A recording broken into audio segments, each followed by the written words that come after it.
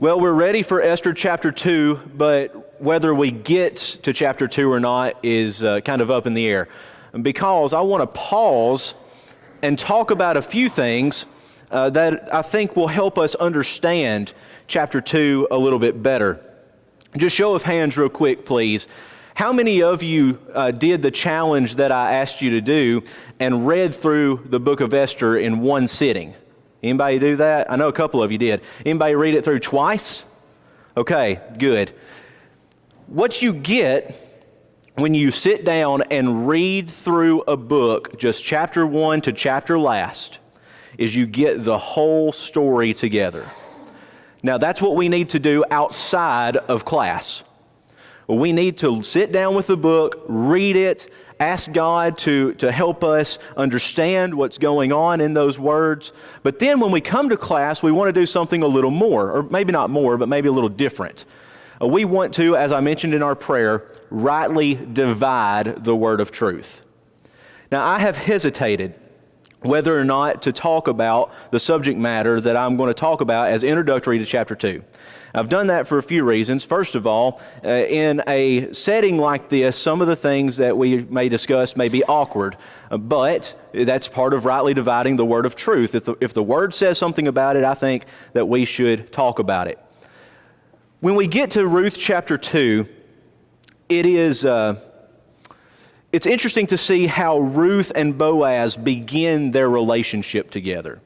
And we can see it because we have the whole picture. We can read and step back and say, okay, this is God's fingerprints coming in this work, and He's lining things up the way that He wants it to go. And we certainly see that especially in chapter 2.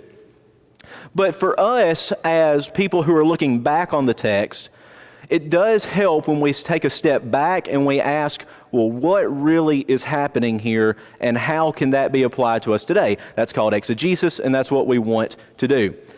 It's difficult to read chapter 2 and just immediately understand, oh, here's a relationship. Here's sparks flying between two people. It's hard to do that because you have a girl who goes out into a field and she starts picking grain, and then you've got the owner of the field who lets her do it.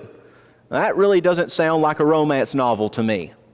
But when we understand what I want to take just a little bit of time and talk about for a few minutes, the four needs of a man and the four needs of a woman in marriage, it really makes this passage jump off the page, in my opinion. It may not seem appropriate for me to be talking about this. Today is actually mine and Kayla's 8-month anniversary. I know, we just got it all figured out. And I know that many of y'all have been married for, 30, 40, 50, maybe more years. I get it. I get that you don't like it when someone younger than you tells you about your marriage. Okay? I understand. So let me say this. It is not me telling you about your marriage. It's the Word of God. I have done premarital counseling for a long time, and I don't really like to call it premarital counseling. I call it religious premarital counseling because everything I tell them comes straight from the Word. And I do marriage seminars on a regular basis. I've got one coming up, and it's not because I have experience. It's because I can read and I have common sense. Okay, and so I hope that you are with me on that. So let's talk about the four biggest needs of men. And so men, listen up. This is your need. Now, men don't like to think that they have needs, right? Because men, we can take care of everything ourselves. And what a need implies is that you cannot take care of it yourself. You must have someone come to you and fill that need. If we didn't need anything, we wouldn't get married. Okay? So here are men's four biggest needs. And so in a way, gentlemen, I'm talking about us, but I'm talking to our female counterparts, if assuming we're married. And if you're not married, you need to pay extra attention because it will help you when that time comes. The first one, this is a mega need of men. It is the need of respect and honor. Respect and honor. Men have a mega need, women have a mega need, and we'll talk about the woman's mega need in a few minutes. Respect and honor. In Ephesians chapter 5, when Paul is talking to husbands and wives, he says, wives, submit to your husbands.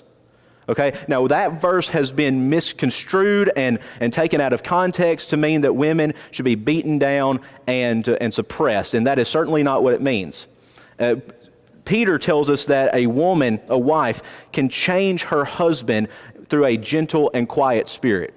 And so what it means to submit, it doesn't mean to be beaten down. It just means the opposite of rough and loud. Okay? So to be a giver of respect and honor is filling your husband's biggest need. And if you do that, if you are able to fill that need, the other ones will come into play. Now, there are needs on this list that I'm going to talk about that I need us all to be adults about. Okay? So respect and honor, that's number one. Number two is a need for sexual fulfillment. Now, men and women are different. We all know this, right? Men and women literally have different brains. Our brains are wired differently. Men, if you ask a man, and they've done surveys all over the place on this, where sexual fulfillment falls on his list of needs, it's always number one or number two. Always. They did the same study with women. For a woman, it is number 13. Number 12 is gardening together. Okay, so guys, I'm telling you, it doesn't fall on the same level.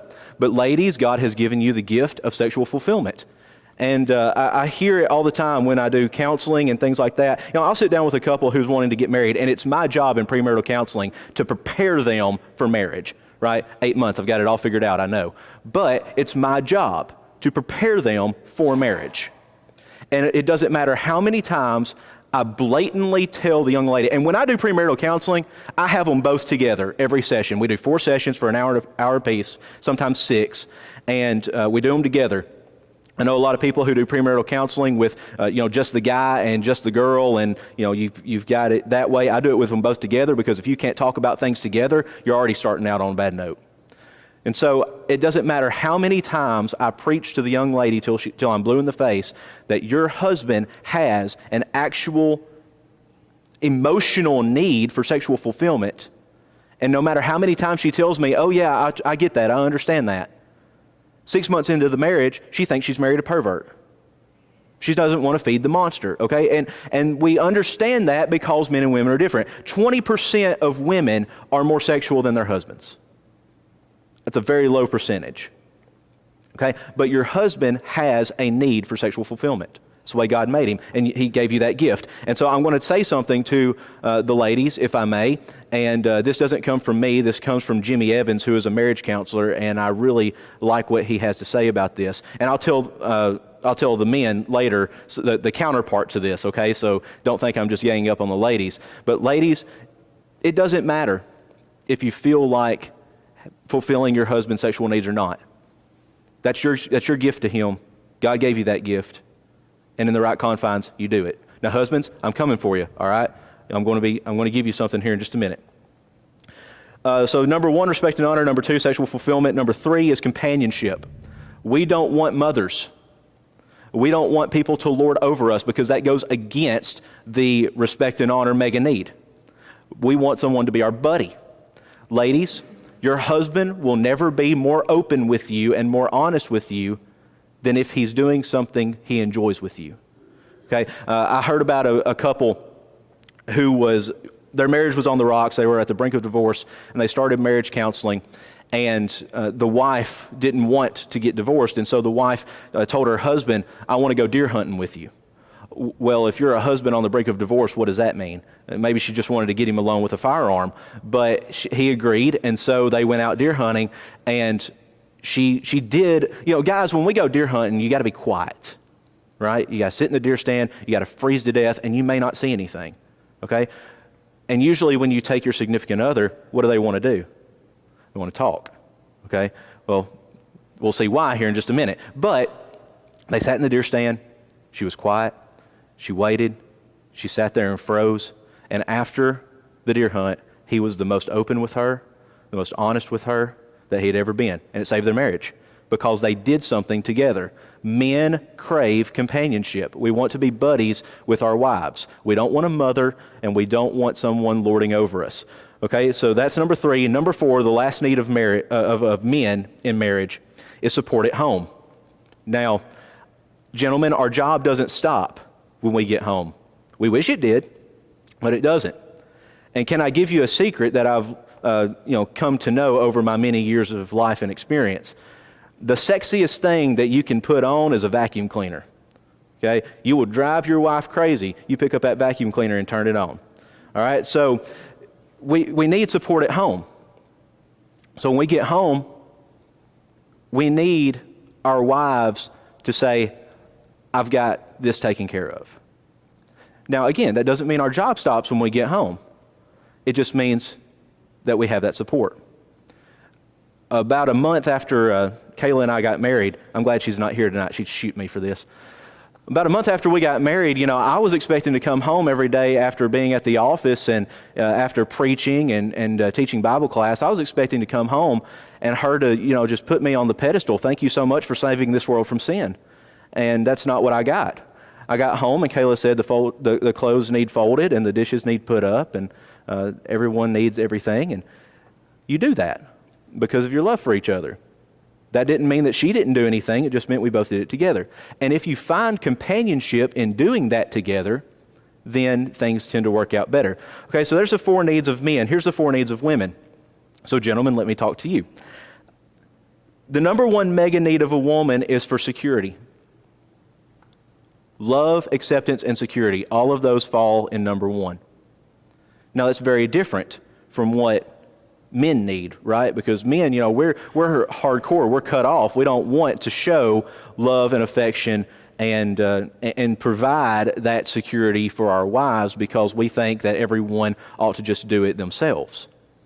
But a woman needs security. Same chapter, Ephesians chapter 5, husbands, love your wives. How? As Christ loved the church and gave himself for her. And so if I am going to love my wife, that doesn't mean getting her a dozen roses every day. That's not love, that's gift giving. And gift giving may be your love language, and that's fine. But what am I going to do to lay my life down for my wife today? What am I going to do to sacrifice for her today and show that she is my number 1 priority? That's how women and our wives feel secure. Okay, so the number 1 mega need of a woman is security. Number 2 mega need of a woman is non-sexual affection. Non-sexual affection. Now, do you notice the number 2 for a woman and the number 2 for a man? Now, do you see how there can be crosshairs here? Okay, women need their hand to be held, a soft hug, a kiss on the cheek before you go to work. That's what women need. And it's interesting, statistics have shown, and again, I'm not trying to stand up here and make class awkward, okay, but you will understand this when we get into chapter 2 because every one of these needs are being met in chapter 2. That's how the relationship gets sparked between Boaz and Ruth. It isn't because he was just a generous guy and because he was the next of kin and so they could get married and live happily ever after. No, these things that God has programmed in our minds are taking place. And so the studies have been done. This is so interesting that the more non-sexual affection that a woman gets, the more sexual she becomes, fulfilling the man's second biggest need. Okay? And so, gentlemen, I know it's easy for us to never want to be touchy or feely or anything, and there are appropriate times and appropriate places for that. Okay? I get it.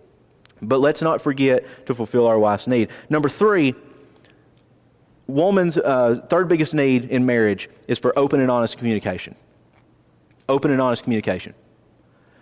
Now, a few minutes ago, probably against my better judgment, I gave a challenge that was for married ladies, be more sexual than you feel, because only 20% of ladies are more sexual than their husbands. If that's your husband's biggest need, you have the gift, do it. Gentlemen, it's your turn, our turn. It doesn't matter if you feel like talking or not. It doesn't matter. Spill the beans. Your wife needs open and honest communication. And it's been very beneficial for me to have written the books that I have written and am writing. I've got 2 books that are out now, and I'm in the process of writing a commentary on Philemon that'll be out probably within the next few months. And it's been great because details fill pages, right? Not only do details fill pages, but it adds dimension to the story and to the narrative. And so, gentlemen, when we come home and our wife asks, "What did you do today?" what is our usual answer? Nothing. What should our answer be? Here's what our answer will be the first few times we do it, okay? I went to work, I ate lunch, looked at the computer, and I came home. Now that's more detailed than nothing. But here's what she wants to hear.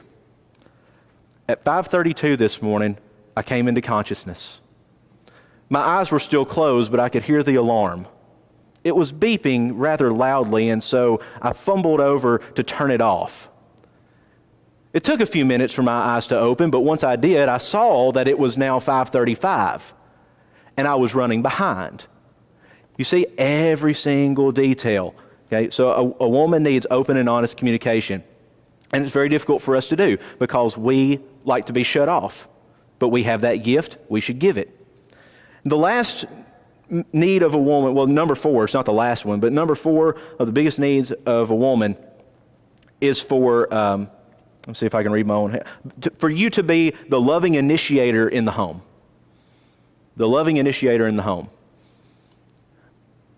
Even the most boisterous, rigid, hardcore wife craves leadership from her husband. Okay? And I promise you, you'll see an example of this tonight if you haven't eaten already. You will get in the car, and gentlemen, what is the first question we ask our wives when we get in the car after church? It could be Sunday morning, could be Sunday night, could be Wednesday night. Where do you want to go eat? Right? Now, why do we ask the question, where do you want to go eat? It's not because there's a new restaurant out there. It's not because you don't have the same options every time you get in the car. It's because we as men want to be the provider for our wives. And that's a great thing. We should want to do that. We want to be the provider. And so by being the provider, we want to say, I have the means to take you anywhere you want to go. All you have to do is choose. But that's not what she needs. And this is why, gentlemen, your wife will respond with this answer. It doesn't matter. Or I don't care. Okay? The reason she does that is because she wants you to be the loving initiator. Now, that's a childish example, but it proves my point. When you're in the home and you have children, again, don't have children, I have no right to be up here talking about it other than I can read and I have common sense. But when you have children and you see that your child brings home a report card that has D's and F's on it, it is your job as the husband to go to your wife and say, we need to schedule a conference with this teacher so we can go figure out how our child can do better in school. She needs you to be that loving initiator. Okay, so let's pause for just a minute. Let's go back to the 4 biggest needs of men. Respect and honor. Listen for that in Ruth chapter 2. Listen for Ruth, how Ruth gives respect and honor, and not only Ruth, but Naomi, to Boaz. Sexual fulfillment will come in chapter 3. Well, there's a debate about that, but you might see that a little bit. Companionship is going to show up in chapter 2, and support at home, I think, shows up minusculely here.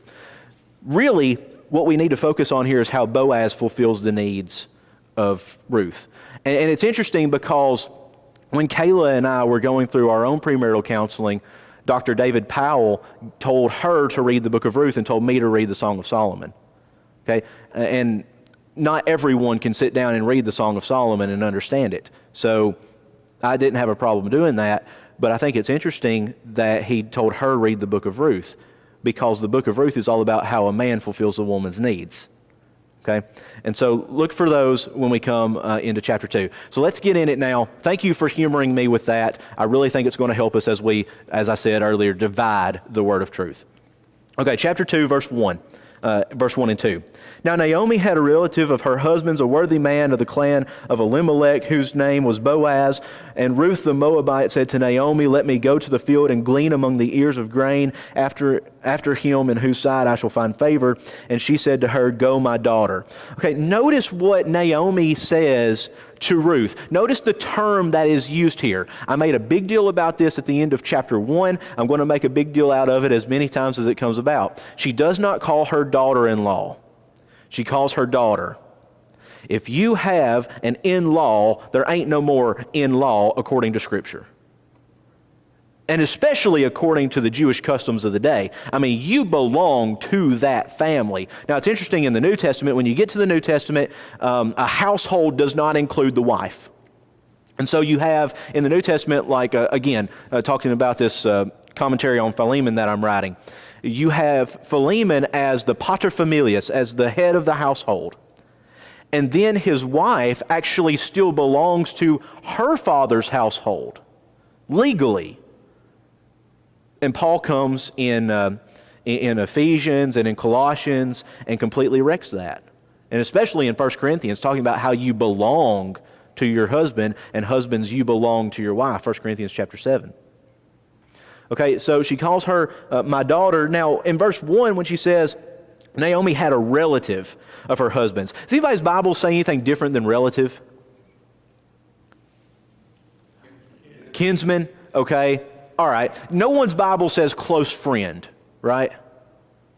Okay, there are some Bibles out there who translate this as close friend, and 9 times out of 10, I'll even go so far as to say 9.5 times out of 10, I can understand why they would translate the things the way they do. I may not agree with it, and many times in this class I tell you, that the translation isn't exactly the best if you have it translated one way or another, but fortunately none of our Bibles do this, but some Bibles do translate this as a close friend, and they're flat wrong. Okay, I'll just throw that out there right now. But what they try to do, and I think what our translators have done by doing that, is they try to make this a non-incestual marriage. Okay, and this is not an incestual marriage. There's very severe laws against incestual relationships in the law of Moses, but then there is the goel, which is a Hebrew word meaning kinsman redeemer, which is also used of God. Okay, so there is a difference. We need to keep those differences divided here. Naomi had a relative or a kinsman of her husband's, a worthy man. Now, this worthy man, I think, is talking about his wealth. And I think Elimelech and his clan, not necessarily his tribe or things like that, but the clan to which he belongs is that of wealth. Because Naomi says in chapter 1 that she went away full and came back empty. A lot of commentators, especially Jewish scholars, have said that she went away with her family and that was her fullness, and she came back without her family and that was her emptiness. I think that's part of it, but not all of it. And Boaz here is called a worthy man, probably because of his wealth. And we're going to find that he is the owner of a tract of land.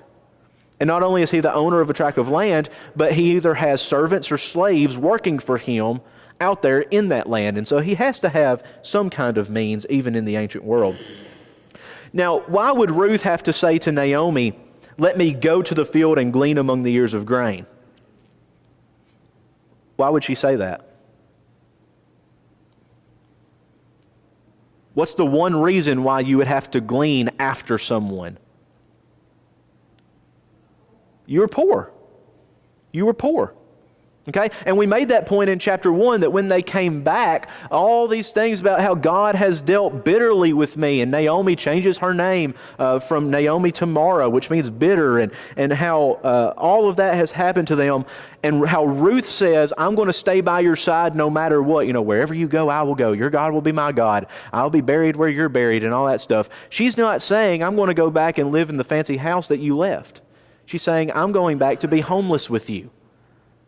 The poor had to glean. Now, later on in chapter 2, we're going to be told that Ruth not only gleans, but gathers. Okay, now we read over that in English because those are synonyms for us in English. In Hebrew, they're not. One is allowed by the law, the other is not allowed by the law. It's allowed by Boaz, but not by the law. Okay, so let's see. Anything else I want to say on this? In talking about the gleaning laws, if you want to write this down, you can look it up on your own. Leviticus 19, verses 9 and 10, and Leviticus 23, verses 1 and 2. And talk about that. Okay, let's move on now to verse 3 through 6. So she set out and went and gleaned in the field after the reapers, and she happened to come to a part of the field belonging to Boaz, who was of the clan of Elimelech.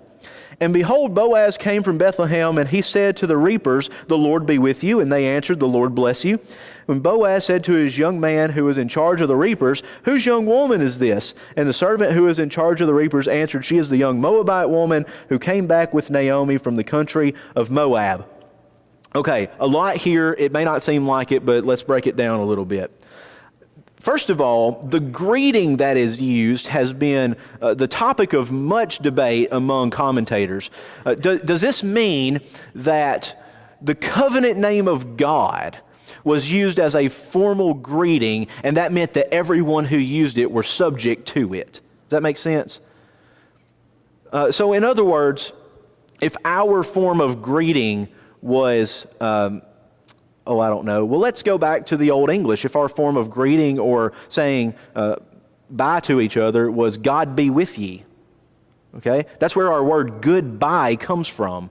It's a composition of God be with ye, okay? And so does that mean that everyone that we say that to believes in God? Well, I don't think so. I think this is a generalized greeting, and it's interesting that when you read this in Hebrew, the first greeting, which is from Boaz to the reapers, the Lord be with you, and it is the covenant name for God. It's the Tetragrammaton Yahweh. We have to supply the word be. Okay, we have to supply the verb. And so literally this is Lord with you. Okay, and I don't like that this version, which I'm reading out of the ESV up here, which I like the ESV. I just don't like that they put the exclamation point in there, aside from maybe it's a generalized greeting, but it seems a little more commanding than it's really intended. And then they answered, the Lord bless you. The word bless, or the verb bless, is what we will call in grammar studies in the jussive, which means you would want to supply the word may. So may the Lord bless you. It's a wish, okay? So there's the greeting and then the reply. I like that the word, that the name of God is used in it. I think it's interesting that some Hebrew commentators and Jewish commentators will say, oh, you can never say the name Yahweh. You can't do it because, no one's supposed to take the name of the Lord in vain, and if you do, that's severe, and so we just don't say it at all. Well, here's a time during the Judges when they used it as a greeting. Okay. Let's see, what else here? Notice what Boaz says in verse 5. Whose young woman is this? Now notice he doesn't say, who is this young woman? It's possessive. Whose young woman is this? Is Boaz being a jerk when he says that? Well, no, because everyone in the ancient world belonged to someone. Every woman in the ancient world belonged to someone. Belonged to your father, belonged to your husband. If you didn't have a father or a husband, belonged to your brother or something like that. The only difference is Ruth doesn't belong to anyone. Very strange in the ancient world for a woman to have no one to whom she can be claimed. Notice here where it says, in verse 6, there we go. The servant who is in charge of the reapers answered, she is the young Moabite woman who came back with Naomi from the country of Moab. Now, how in the world did he know who she was? All she's done is go out and she's been picking grain. She's been reaping the corners, right? I'm sorry? No, answer the question. I don't care. Has she? What has happened, and I think you're onto something, is back in chapter 1, what happens when Naomi and Ruth come back? Chapter 1 and verse 19 says the whole town was stirred because of them. Well, bad news travels fast in a small town. And we speculated last week why that was. Did the town get stirred because two women were coming back without any men? Did it get stirred because they knew who Naomi was as a prominent woman and now she's not prominent anymore? Did the town get stirred? This is my theory. I think the town got stirred because she came back with a Moabite as part of her family. And that's something to take notice of.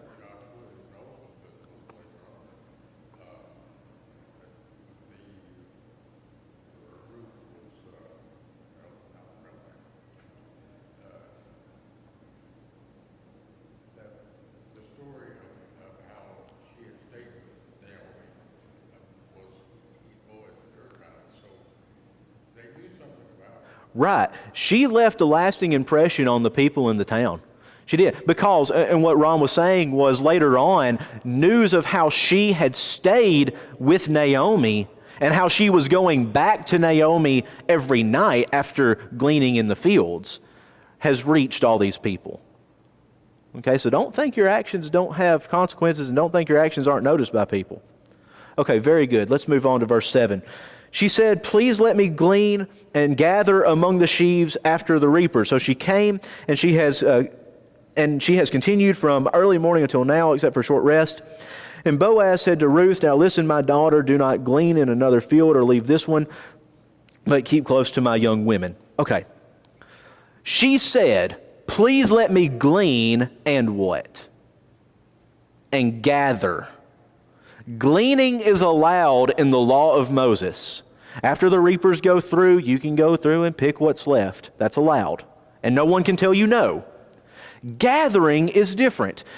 When you harvest, and this is at the time of the barley harvest, understand. And so when you harvest, you stack, these young women would follow the reapers.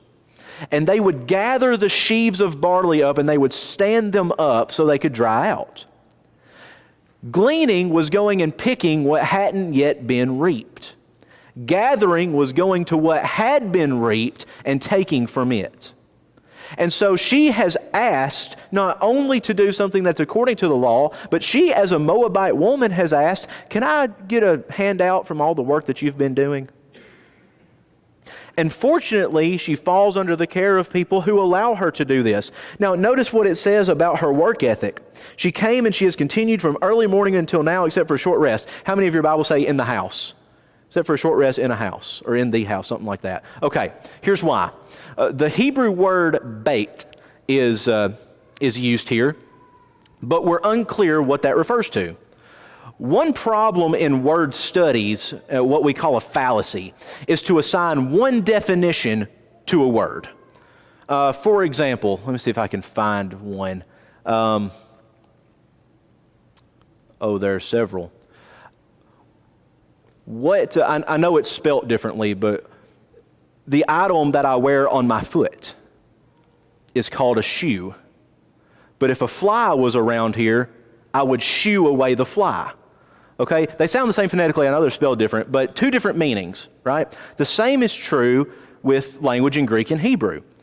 So house can refer, and most commonly does refer, to an actual place of residence.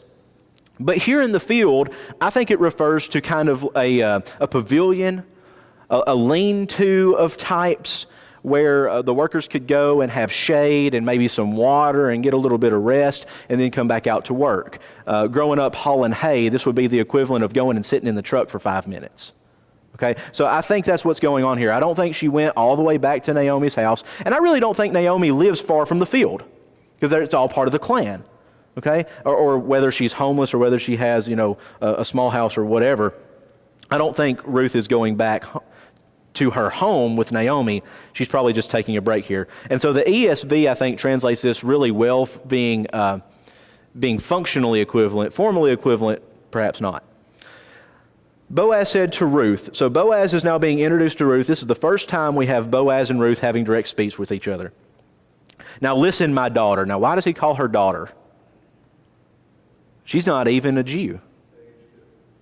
Could have been an age difference. Could have been. I think even more so, this is just a general term of endearment. And I hope that you will. I give it a lot of flack when I talk about it, but I hope that you will go and actually sit down and, if you so choose the task, to read the Song of Solomon and to see how the beloved and the bride are described within the Song of Solomon. Solomon calls his beloved, or his bride, the daughter. And then you have a group of young women in Jerusalem called the daughters of Jerusalem who make up kind of a choir in that song. So I think this is a term of endearment. And he tells her, don't go glean in another field or leave this one. In other words, you have no need to go anywhere else. Now, gleaning, because the reapers would have to go through first and there were only slim pickings of what was left, those who would glean would have to start in one field and then go to another field and then go to another field. And don't ask me how big the field was. I have no idea. The only thing I know about the fields of the ancient world during this time is that it was all one big open field. You didn't have fences.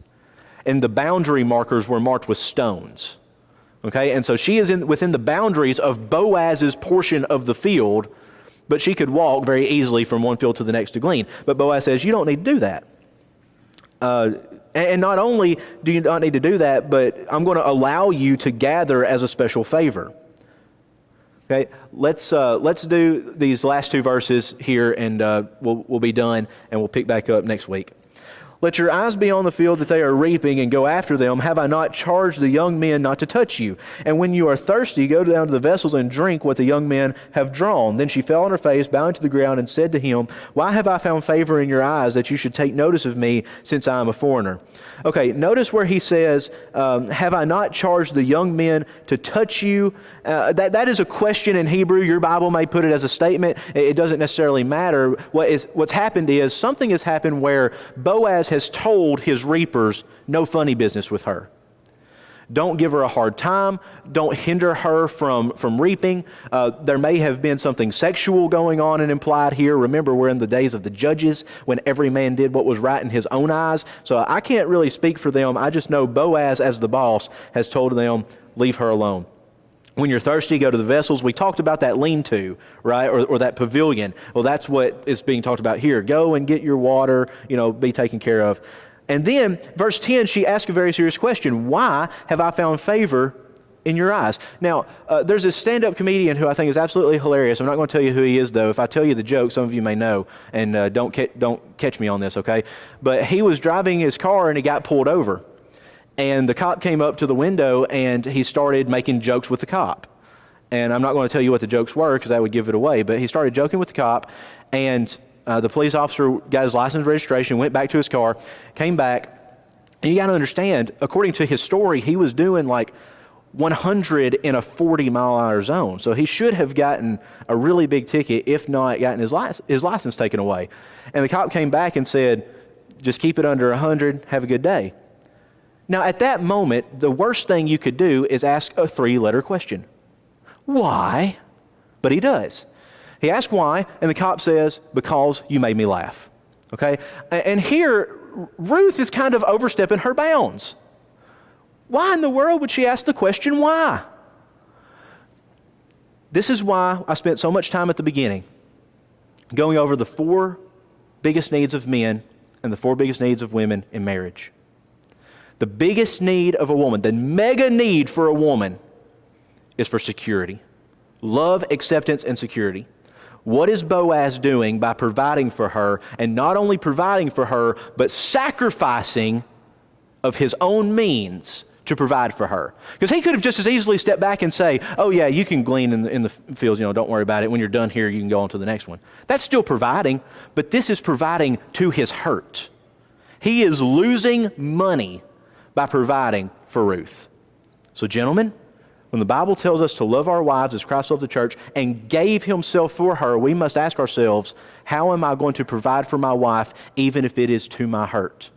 How am I going to lay my life down for her today? If I do that, she will fulfill my needs.